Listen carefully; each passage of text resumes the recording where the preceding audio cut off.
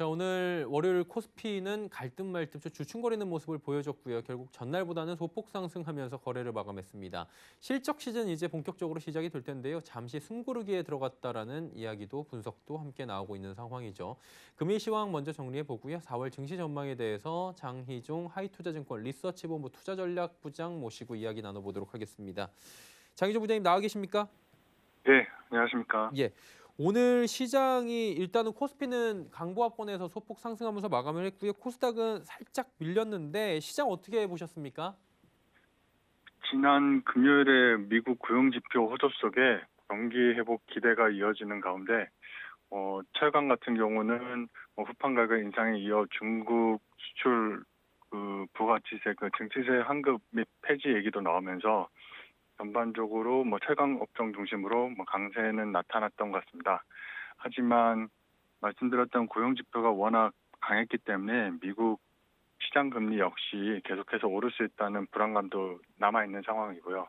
그러다 보니 경기 회복에 대한 기대는 유지되고 있지만 금리 상승에 대한 부담이 여전히 한쪽에서는 남아 있으면서 코스닥이나 일부 밸류에이션이 높은 종목들 중심으로 좀 부진한 약간 지지부진한 흐름도 있었던 것 같습니다.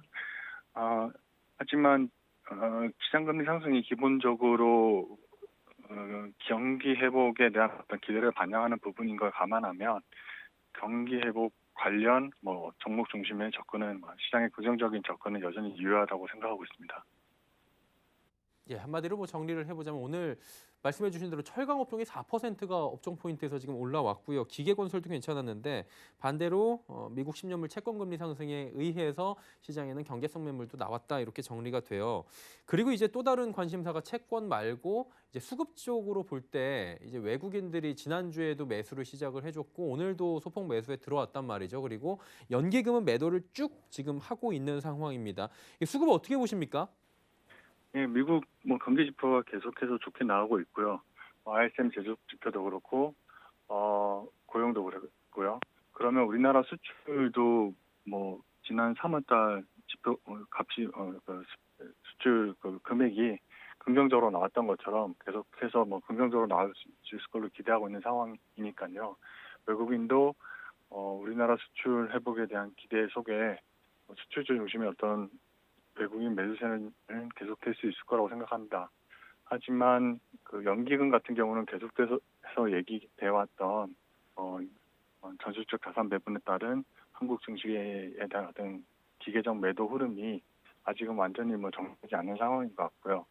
그런 면에서는 기관들 수급에 기대기보다는 그래도 수출 호조를 바탕으로 우리나라에 대한 어떤 긍정적인 접근하고 있는 외국인 수급이 좀 더 긍정적으로 양호해 보이는 게 사실이고요.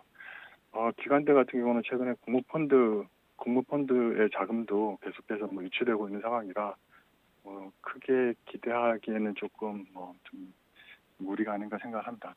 하지만 전반적인 어떤 수급 흐름이 지금 경기 사이클 회복 구간에서는 긍정적으로 주식시장에 작용할 걸로 생각할 수 있기 때문에 특히 외국인 중심 어떤 수급이 시장을 받칠 수 있는 요인이라고 봅니다. 예. 일단은 연기금의 리밸런싱 부분이 조금 더 남아있기 때문에 연기금의 매도를 계속해서 주목을 하면서 외국인의 매수 부분에 대해서 기대를 해보자라는 건데 그러면 남은 이번 주와 4월 투자 전략은 어떻게 가져가는 게 좋다고 좀 조언을 해주실까요? 예, 목요일에 삼성전자랑 LG전자 실적 발표를 시작으로 4월에는 1분기 실적 발표가 있는 시즌입니다. 아무래도 최근에 유동성 증가세도 좀 둔화되고 있고요. 결국 실적 상세로 접어드냐 마냐에 대한 첫 번째 확인하는 어떤 시기가 될 것 같고요. 1분기 실적이 긍정적으로 확인되고 또 향후 실적에 대한 가이던스도 긍정적으로 얘기가 된다면 조금 유동성에 대한 우려가 있긴 해도 경기 회복 기대를 바탕으로 그다음에 실적 장세로 좀 무난하게 진입할 수 있는 양상이 이어질 걸로 봅니다. 다만 실적이 종목이나 업종별로 조금 차별화될 수 있는 점은 좀 유의해야 될 것 같고요. 최근에 항상 그 실적 시즌 때는 기술주나 기존에 높은 높은 성과를 보였던 성장주 중심의 어떤 실적이 꽤 좋게 실적 발표 시즌에 좋게 확인되고 있습니다. 그런 면에서는 경기 민감 섹터의 회복도 성과도 긍정적으로 보지만 실적 시즌에는 기술주나 성장주의 어떤 양호한 실적에도 긍정적으로 접근하는 게 맞지 않나 생각하고 있습니다. 예, 그러면 이제 마지막으로 이 질문 좀 드리고 마무리하고 싶은 게 철강 업종 오늘 많이 올라왔고 최근에 뭐 포스코, 현대제철 주가만 봐도 엄청나게 상승을 했어요.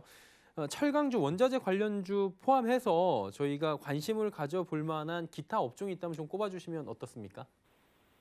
그 철강이 오늘 뚜렷한 상승을 보였던 이유는 중국에서 아까 말씀드렸던 수출 증치세 환급 부분 얘기랑 그리고 최근 호판 가격 상승이 나타났던 어떤 개별 업종의 어떤 재료에 의한 상승이 컸다는 생각을 하고요.